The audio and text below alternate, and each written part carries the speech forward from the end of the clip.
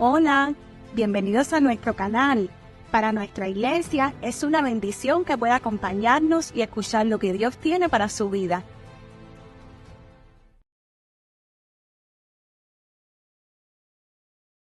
Muy bien, nos acercamos entonces a 1 Corintios capítulo 6. Seguimos en la serie de esta primera carta a los Corintios y nos detenemos entonces en el capítulo 6. No lo vamos a leer por cuestiones de tiempo, no quiero extenderme demasiado, pero ustedes sí lo van a tener ahí, lo van a ir siguiendo con la vista en la medida que nos vamos acercando a las diferentes secciones del capítulo 6.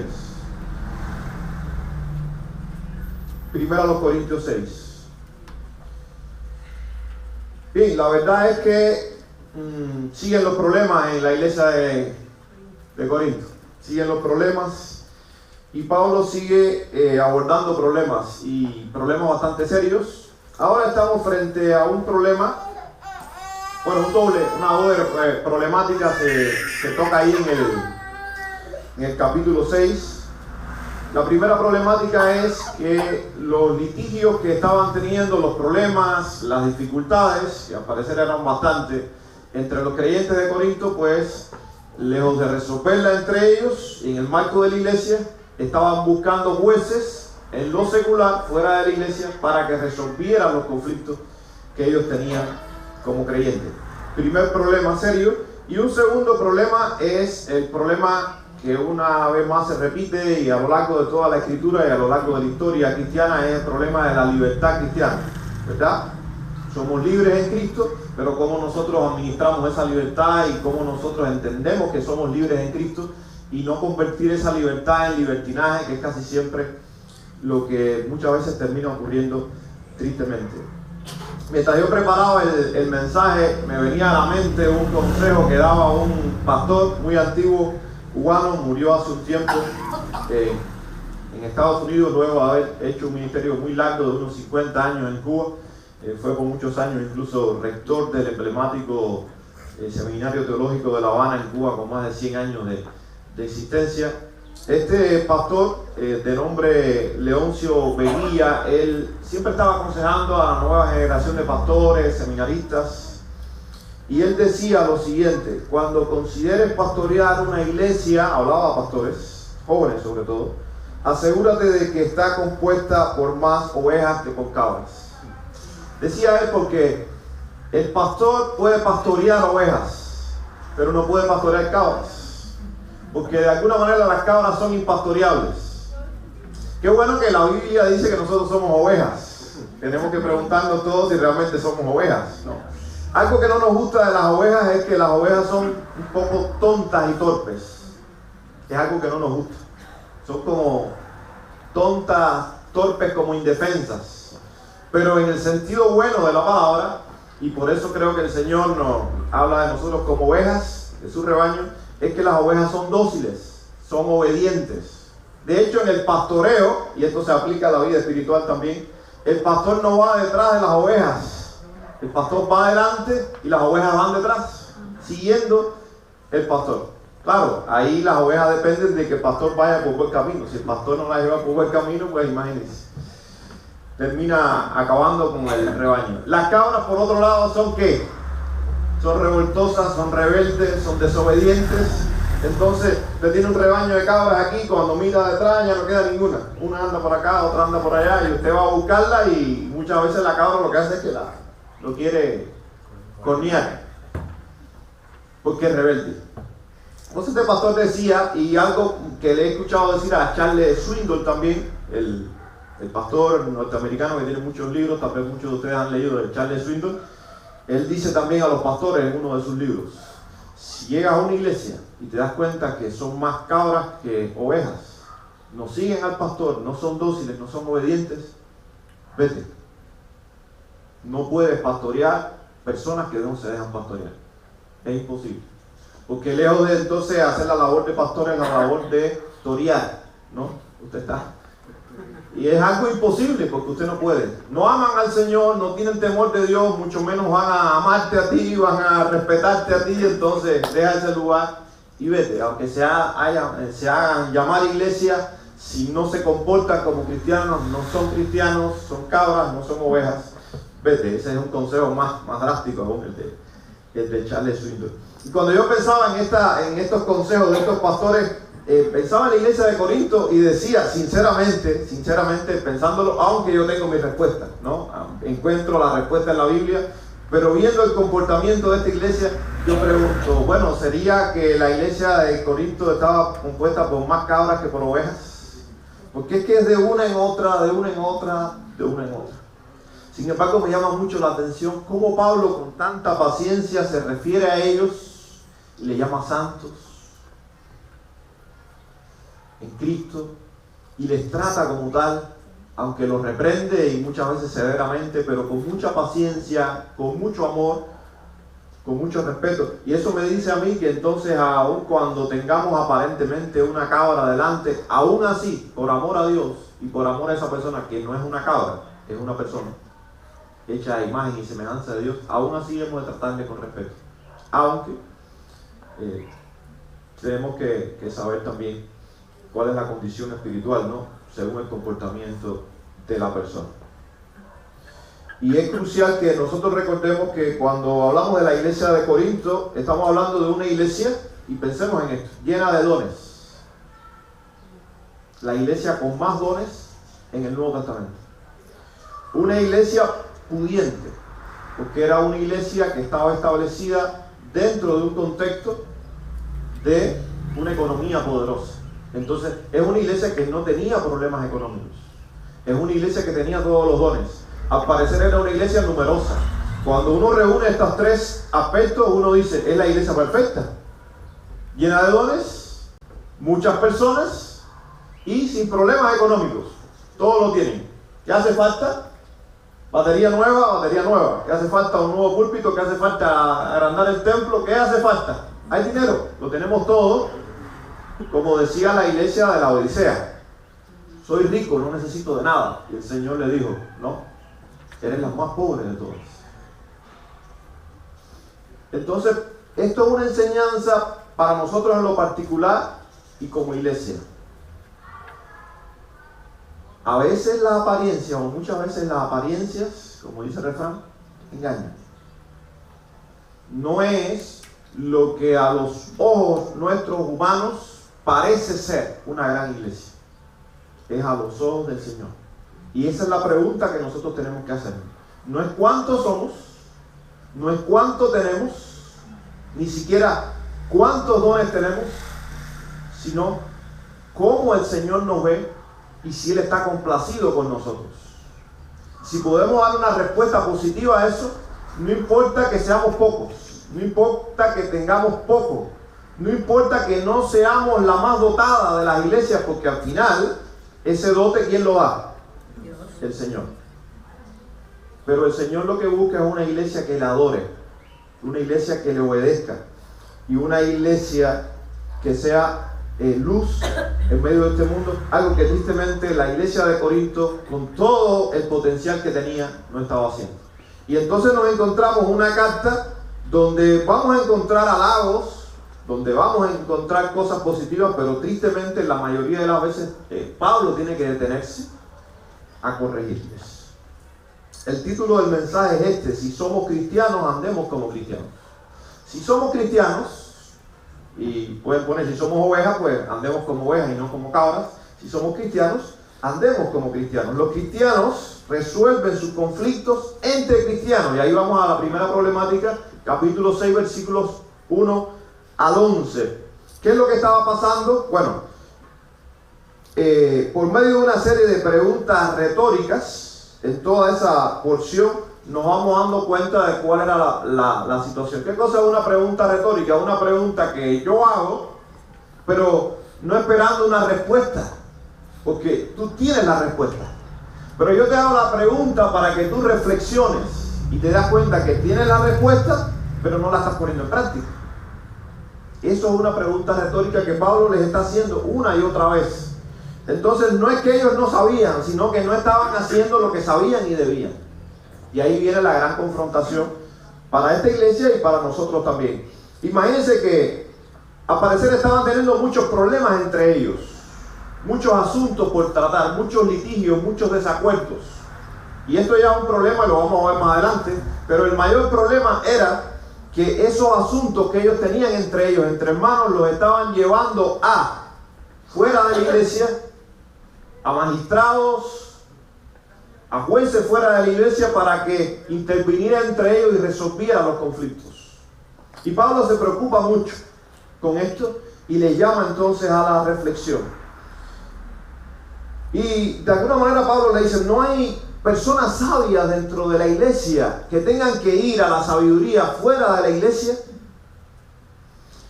Y esto, hermano, suena un poco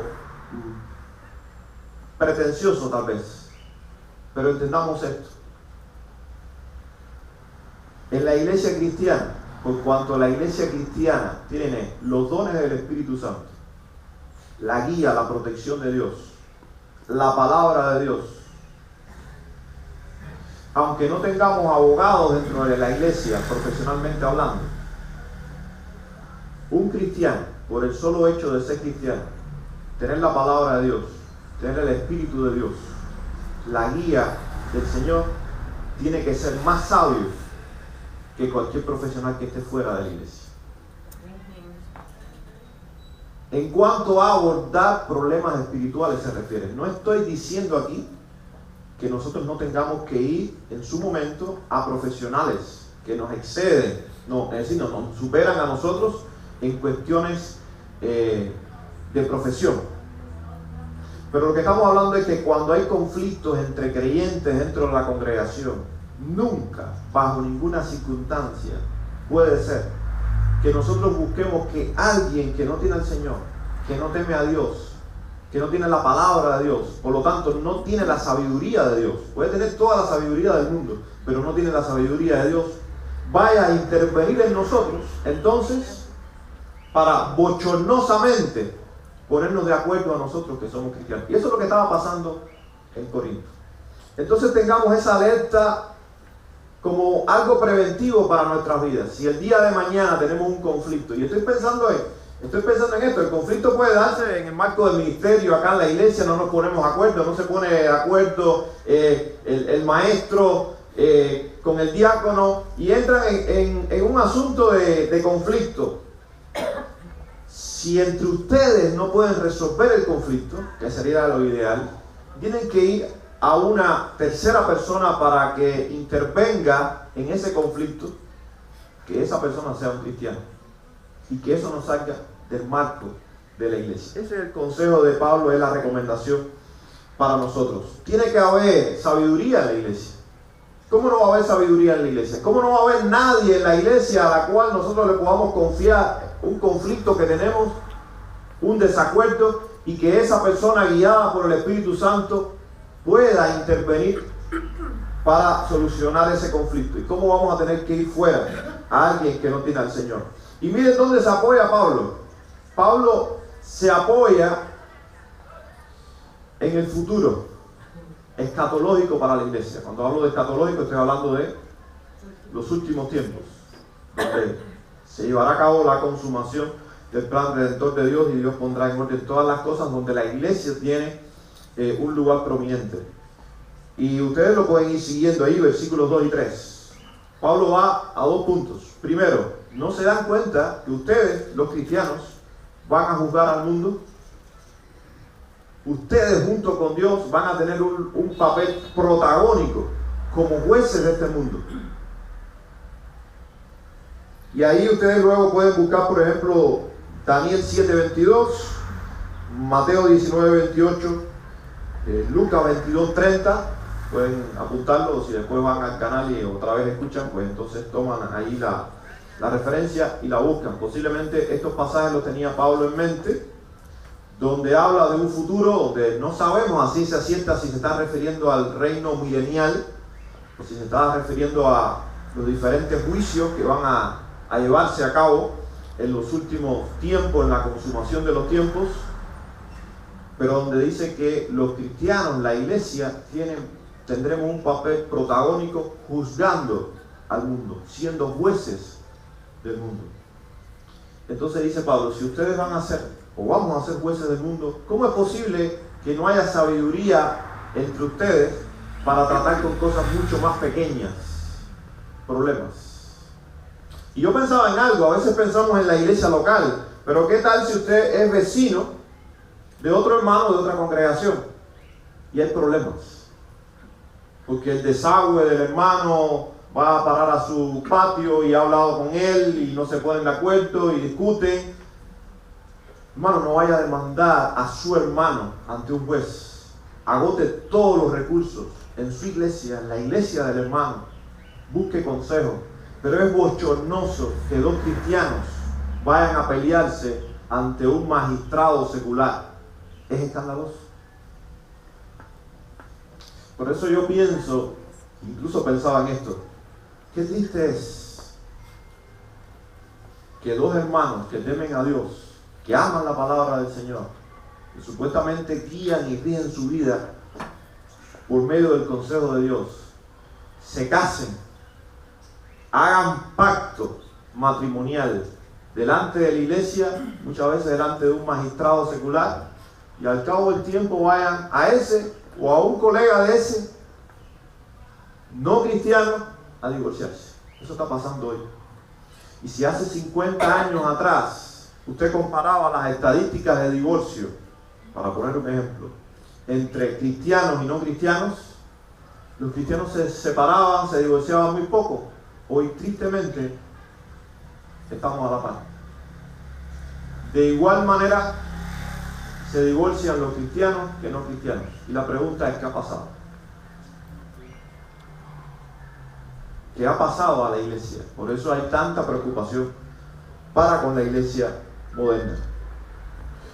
Y en el versículo 3 Pablo va más allá, dice, no solamente van a juzgar al mundo, sino que van a juzgar a los ángeles. Y esto explota en nuestra cabeza. Pero lo dice la Biblia.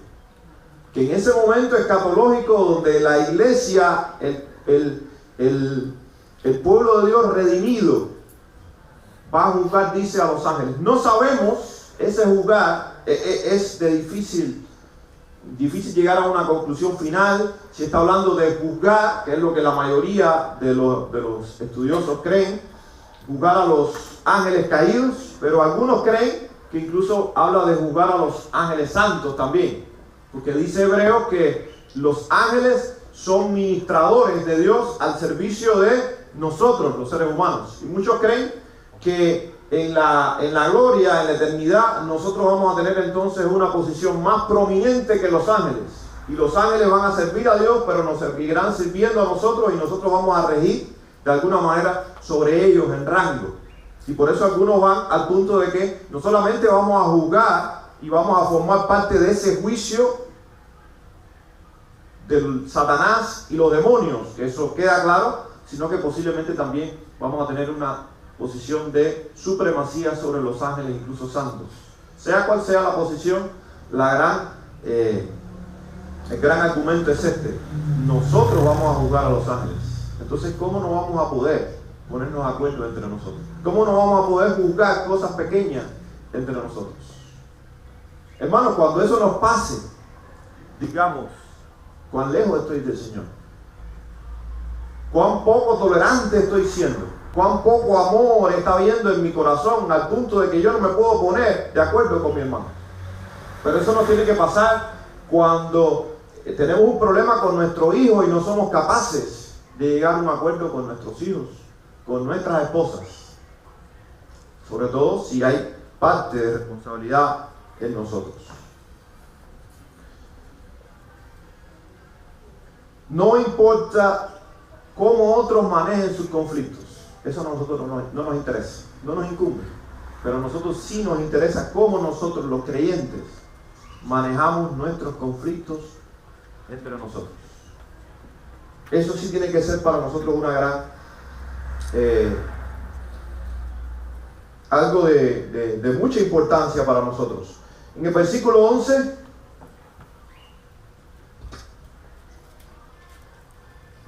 dice así: y esto erais algunos de vosotros, pero ya habéis sido lavados, pero ya sois santificados, pero ya habéis sido justificados en el nombre del Señor Jesucristo y en el Espíritu de nuestro Dios. Esto viene luego de Pablo decir algo, y por eso yo pensaba en lo de ovejas y cabras, porque al parecer Pablo lo tenía en mente también.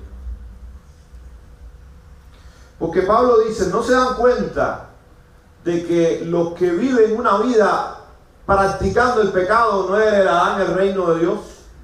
Pablo lo que estaba pensando es, ustedes no se dan cuenta que se están comportando como personas que no son creyentes. Analicen si realmente son creyentes. Es lo que le está diciendo Pablo a ellos. Una cosa es pecar eventualmente y otra cosa es vivir una vida de pecado. Por eso vamos ahí a los versículos 9 en adelante. Dice, ¿no sabéis que los injustos no heredarán el reino de Dios? Y otra vez otra pregunta retórica. Ellos por supuesto sabían que los injustos no heredarán el reino de Dios. Dice, no erréis ni los fornicarios, los que tienen relaciones sexuales fuera del marco del matrimonio, sobre todo hablando de personas solteras, ni los idólatras, ni los adúlteros, es decir, los que tienen relaciones sexuales fuera de su matrimonio con otras personas, como una práctica, ni los afeminados, ni los que se echan con varones. Al parecer está hablando de las dos partes dentro de una relación homosexual, tanto el que es hombre y hace de mujer, como el que es hombre y hace de hombre, pero para con otro hombre, y viceversa, llevándolo a las féminas. Ni los ladrones, ni los avaros, ni los borrachos, ni los maldicientes, ni los estafadores heredarán el reino de Dios. Y ahí nos viene a nosotros la pregunta y decir, bueno, y nosotros, ninguno de nosotros hemos incurrido en alguno de estos pecados. Sí, pero lo que está Pablo diciendo no es si hemos incurrido, lo que está Pablo diciendo es si vivimos en ese pecado constantemente. Porque luego dice, y esto eran algunos. Algunos de ustedes fueron adúlteros. Algunos de ustedes fueron fornicarios. Algunos de ustedes fueron borrachos o idólatras. O tal vez afeminados, o practicaron la homosexualidad, o eran avaros, pero ya no lo son. O al menos se espera que no lo sean, porque es que un cristiano genuino que ha nacido de Dios, tiene al Espíritu Santo en su vida, teme a Dios, no puede practicar una vida de pecado. Y Pablo nos lleva a la reflexión. Cuidado, no nos escudemos en que soy pecador. Una cosa es pecar eventualmente y otra cosa es vivir pecando. Y un cristiano genuino no vive pecando.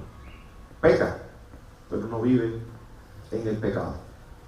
Y entonces Pablo va a un tema doctrinal fundamental en el versículo 11. Dice, y esto erais algunos, mas ya habéis sido, ¿qué? Lavados. Una vez y para siempre. Esto no es algo de continuidad. Está hablando, ya ustedes fueron lavados, ya ustedes fueron santificados y ya ustedes fueron justificados.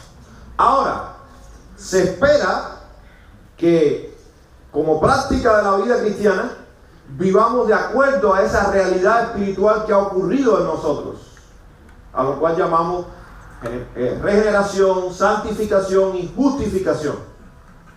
Eso ocurrió en nosotros, tenemos una nueva naturaleza, dice Pablo en 2 Corintios 5:17, si alguno está en Cristo, nueva criatura es, las cosas viejas pasaron, y aquí todas son hechas nuevas. Si vamos a la continuidad de vida y a la obediencia de vida, entonces, fui lavado, vivo entonces como alguien que fue lavado. Fui santificado, yo vivo entonces en santificación. Fui justificado, yo vivo entonces en justicia. No en mis fuerzas, sino en la fuerza de Cristo y del Espíritu. Amén. Y de la palabra. Y a eso es a lo que Pablo le llama la atención a ellos. Y lo otro, hermano, es que si somos cristianos, andemos como cristianos. Y es que los cristianos han de saber que la libertad cristiana es para disfrutarla en el marco de la obediencia a la perfecta voluntad de Dios. Y ahí, versículos 12 al 20, Pablo va a la otra problemática, la de la libertad cristiana, que una y otra vez a lo largo de los siglos se ha abusado. Y a veces una de esas objeciones que ponen los hermanos o las personas que creen que la salvación no está segura, sino que la salvación puede perderse. Y ellos dicen, pero es que si tú tomas la seguridad de la salvación y tú dices, yo soy salvo, tú vas a vivir entonces una vida como te plazca. Por supuesto, esto es una distorsión de esta doctrina, porque no es así. Tú amas al Señor, tú temes a Dios, tú no vas a vivir una vida como te plazca. Y entendemos que cuando dice, ocupado de vuestra salvación con temor y temblor, es que cuides algo tan preciado, no porque lo vas a perder, sino porque tiene un alto valor que se espera que tú le ames y vivas de acuerdo a esa salvación que Dios te ha dado. Pero no como si la fueras a perder un día. Porque esto es terrorífico, creer un cristiano que hoy soy salvo y mañana puedo no serlo. Y para nada la Biblia nunca enseña algo como eso, porque la salvación es de Dios, no nos salvamos nosotros y el Señor nos ha salvado. Pero que se espera que como salvados que somos, vivamos en consecuencia a esa salvación tan grande. Pero entendamos el punto de esos hermanos, y es que realmente, tristemente, algunos de nosotros tal vez hemos descuidado a tal punto nuestra salvación y nos sentimos tan confiados en el Señor que entonces vivimos una vida de libertinaje y nos refugiamos en esa libertad cristiana que realmente tenemos y la convertimos en libertinaje. Y a Pablo le preocupa mucho eso, y por eso les llama a la reflexión a partir del versículo 12 y hasta el versículo 20. Dice, todas las cosas son lícitas, y al parecer está citando algo que era como un lema de ellos. Y él toma su lema, pero lo lleva a la reflexión acerca de su lema y de cuánto estaban distorsionando y escudándose. Posiblemente ese lema es porque lo habían escuchado de Pablo, pero lo habían llevado a un grado más allá. Y le habían convertido esa libertad en libertinaje. Todas las cosas me son lícitas, mas no todas convienen. Todas las cosas me son lícitas, mas yo no me dejaré dominar de ninguna. Y esto, todas las cosas, entendamos que hay una excepción, porque él acaba de decir antes que ni los fornicarios, ni los adúlteros, ni los idólatras, entonces todas las cosas no son lícitas. Todas las cosas son lícitas en aquellas en las cuales Dios no se ha pronunciado y ha dicho es pecado. Y voy a mencionar algunas. ¿Es lícito para mí tomarme una copa de vino? Les digo, es lícito. Porque la Biblia no me dice que yo peco cuando me tomo una copa de vino. Pero conviene que yo me tome una copa de vino delante de personas a las cuales yo puedo hacer caer porque son débiles en Cristo, porque tal vez no son creyentes. Entonces una cosa es que yo me tome la copa de vino en casa de Manuel y él me dice, mire pastor, me regalaron este vino, le quiero brindar porque es un muy buen vino. Y yo digo, qué bueno, quiero probarlo. Vino de España, no sé, de Holanda o de Costa Rica, y me tomo el vino. Y nosotros que entendemos la libertad cristiana y somos maduros en el Señor y no hay cargo de conciencia alguno porque no estamos pecando para nada, tomamos el vino. Pero tal vez en otro marco digamos no, porque puedo hacer tropezar a aquella persona. Entonces, en este contexto me es lícito, y en aquel contexto también me es lícito, pero aquí conviene y allá no. Entonces todo es lícito, pero no todo conviene. Y ahí entonces Pablo está llevando a esos hermanos que se estaban comportando inmaduramente a la madurez y a no tomar la libertad de la libertad cristiana como ocasión para la carne, como Pablo también les habló a los Gálatas. En Gálatas 5:13 dice, no usen la libertad como ocasión para la carne. En otro lenguaje, como un pretexto para pecar. No se refugien en la libertad en Cristo y terminen convirtiendo esa libertad en un libertinaje que al final los termina llevando a la esclavitud, porque cuando nosotros vamos de nuevo a una vida de pecado, ¿somos libres? No, porque el pecado esclaviza. Yo soy libre de tener un celular, díganme ustedes, ¿soy libre, sí o no? Sí. ¿Peco con tener un celular? Ahora, ¿qué pasa si yo tengo una familia tengo un ministerio y de las 12 horas del día me paso 10 en el celular. Ahí entretenido, haciendo muchas cosas. Mis hijos me hablan, no les escucho. Mi esposa me pidió algo, tampoco la escuché. Entonces, algo que no es malo en sí mismo, yo por la manera en que lo estoy administrando, se puede convertir en algo malo. Y fíjense si es así, que eso lo podemos llevar prácticamente a toda la esfera de la vida. ¿Es mala la sexualidad? No. Dentro del marco del matrimonio es algo bueno, santo, puro, que honra a Dios. Pero ¿qué tal con la sexualidad fuera de ese marco?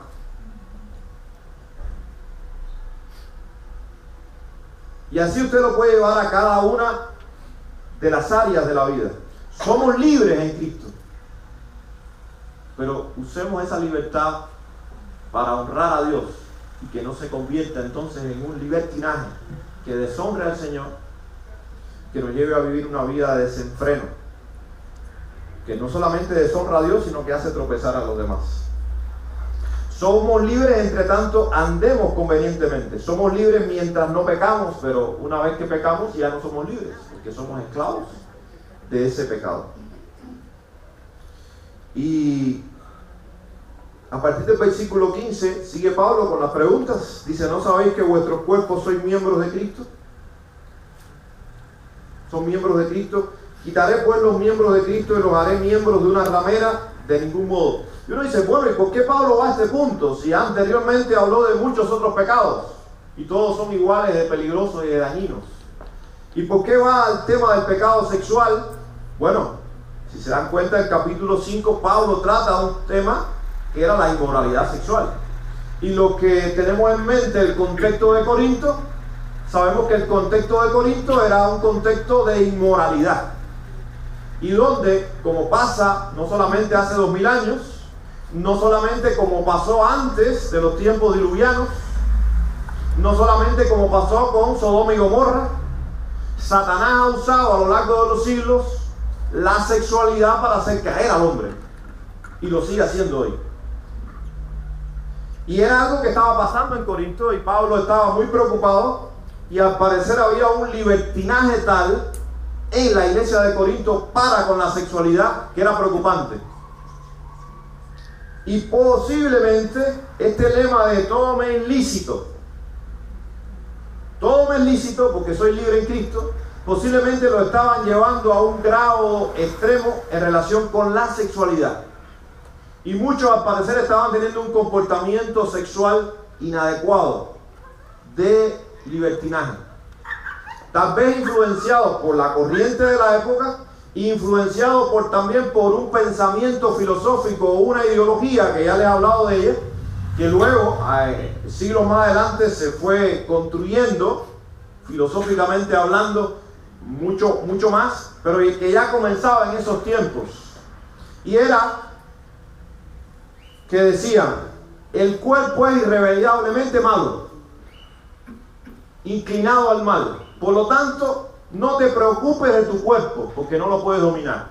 Haz con tu cuerpo lo que quieras, mientras mantengas tu espíritu puro. Pero Pablo le está diciendo, están equivocados. Lo que haces con el cuerpo daña tu espíritu y viceversa, porque somos seres holísticos. ¿Cómo yo puedo decir ahora, bueno, voy a salir a la iglesia, voy a dejar mi cuerpo en casa, que es malo y pecaminoso, y voy a la iglesia solamente en espíritu? ¿Podemos hacerlo? No. Yo no puedo separar mi espíritu de mi cuerpo de mi espíritu. Pero en la mente de ellos, por esa ideología, estaban viviendo de esa manera. Y ellos se escudaban en esa libertad y se sentían cómodos. No importa, por eso no juzgaron al hermano o a la persona que estaba en una situación de adulterio, de incesto incluso, si se quiere, y ellos no hacían nada, porque en su mentalidad eso no era malo. Posiblemente ellos estaban interpretando de que aquella persona era espiritualmente pura, pero pobrecito de su cuerpo, él no puede dominar su cuerpo.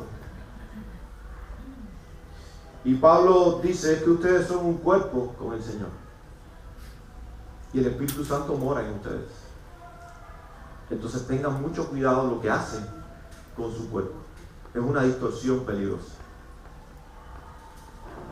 Ustedes deben ser puros para el Señor, en espíritu, pero también con su cuerpo. Lo que hagamos con nuestro cuerpo, a Dios le importa. Incluso Pablo va al argumento de la resurrección. Los ángeles son incorpóreos, no tienen cuerpo. Pero nosotros los seres humanos tenemos cuerpo. Incluso hay prometida para nosotros una resurrección. Así que no solamente a Dios le interesa nuestro cuerpo ahora, sino que le interesa nuestro cuerpo para la eternidad, porque vamos a resucitar con un nuevo cuerpo. Y así como ese nuevo cuerpo va a ser santo y va a honrar a Dios por la eternidad, Dios espera que este nuestro cuerpo, que realmente sí está sujeto a pasiones, pero es que en este nuestro cuerpo, sujeto a pasiones, que realmente es tirado por una naturaleza pecaminosa, también habita el Espíritu de Dios. Y el Espíritu de Dios reclama nuestro cuerpo para que vivamos en santidad. Nuestra sexualidad tiene que honrar a Dios. Lo que hacemos con nuestro cuerpo, todo lo que hacemos con nuestro cuerpo, tiene que honrar a Dios. Fíjense cómo algunos vestigios de esa ideología pueden haber estado llegando hasta nosotros hoy. Donde nosotros, sin darnos cuenta a veces, separamos ciertas áreas en nuestra vida. Y a algunas le damos mucha importancia y a otras prácticamente no le damos ninguna. Y olvidamos que todo nuestro ser, espíritu, alma y cuerpo, si se quiere, ha de honrar al Señor.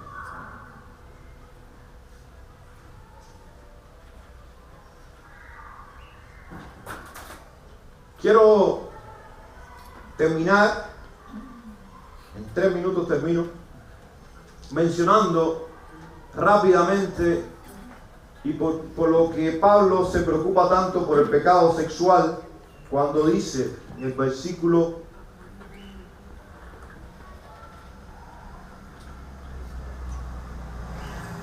18, dice, huid de la fornicación. Y aquí él usa el término fornicación de una manera ya más genérica. En este contexto, en este marco del versículo 18, el término fornicación incluye todo lo que tiene que ver con la sexualidad, o todo lo que tiene que ver con el pecado sexual, sea antes del matrimonio, sea durante el matrimonio, nuestra sexualidad. Si es desordenada, es fornicación, incluyendo pornografía, incluyendo todo lo que se aleje del propósito de Dios para la sexualidad en nuestra vida. Eso es fornicación aquí. Dice, huid de la fornicación. Cualquier otro pecado que el hombre cometa está fuera del cuerpo, mas el que fornica contra su propio cuerpo peca. Entonces Pablo está diciendo, ningún otro pecado, ningún otro, tiene más poder seductor y destructor en la vida de un ser humano que el pecado sexual. Y saben, eso es algo que nosotros sabemos. Satanás a lo largo de la historia lo ha sabido y lo ha usado muy bien. Muy temprano aparece el pecado de poligamia, en Génesis 4 ya aparece, muy tempranito. La generación antediluviana, ¿qué pasó con ella? El desenfreno inmoral era tanto, y como parte de ese desenfreno inmoral, el núcleo era la perversión sexual, al punto de que algunos eruditos creen que todos eran homosexuales ya, bisexuales, y es algo de lo cual no estamos lejos, tristemente, en la generación moderna. Y fue barrido ese mundo antediluviano. Incluso en Génesis 6 se refiere, aunque hay otros criterios, pero creo que el más contundente es que esos hijos de Dios que se tuvieron relaciones con las hijas de los hombres, eran ángeles que se rebelaron y pervirtieron el propósito de Dios. Tema profundo, y tiene que ver con la sexualidad. Tuvieron relaciones sexuales con mujeres. Sodoma y Gomorra, ¿cuál era el pecado central? También era el de la sexualidad. Al punto de que cuando vienen los ángeles a rescatar a Lot, ¿qué pasó? Lot le brindó sus hijas y ellos decían, los hombres de la ciudad, no queremos las hijas, los queremos a ellos, a los ángeles. Querían tener relaciones sexuales con los ángeles por lo pervertido que estaban. Y sabemos que la poligamia tuvo sus efectos a lo largo de todo el relato bíblico y vemos las consecuencias ahí, la fornicación, el adulterio, las huellas que ha dejado en la historia. Y hoy en día como la inmoralidad sexual sigue también en aumento, libertinaje sexual, la pornografía. Esto es tremendo. Yo a veces tengo deseo de botar el teléfono, porque aunque usted tenga todas las medidas, de una manera u otra le aparece.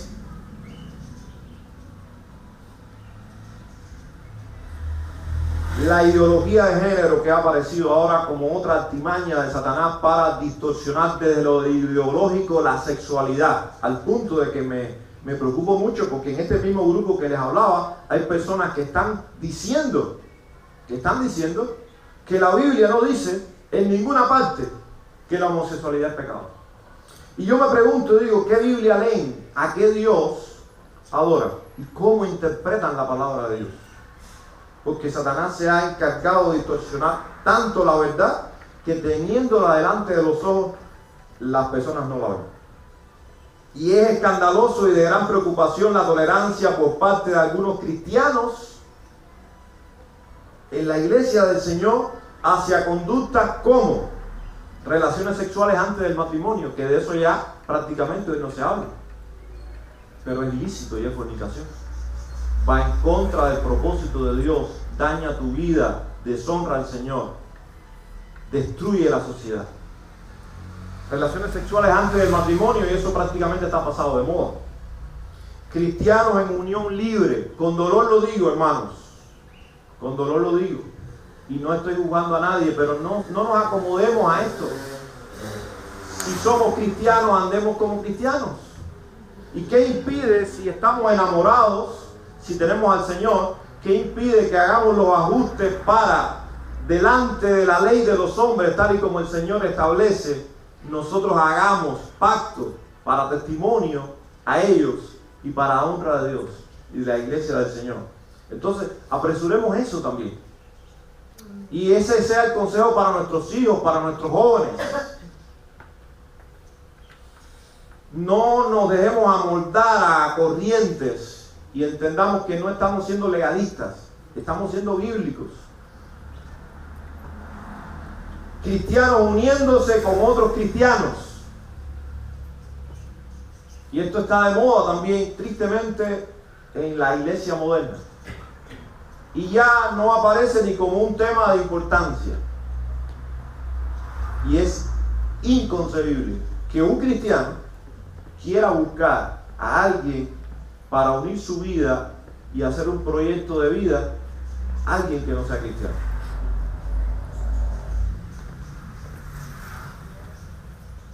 Entonces, termino con estas dos reflexiones. Hermanos, la iglesia ha de ser un lugar seguro y agradable, ¿sí o no? La iglesia tiene que ser un lugar, no perfecto, pero un lugar donde nosotros decimos, tengo un problema, yo tengo con quién conversarlo.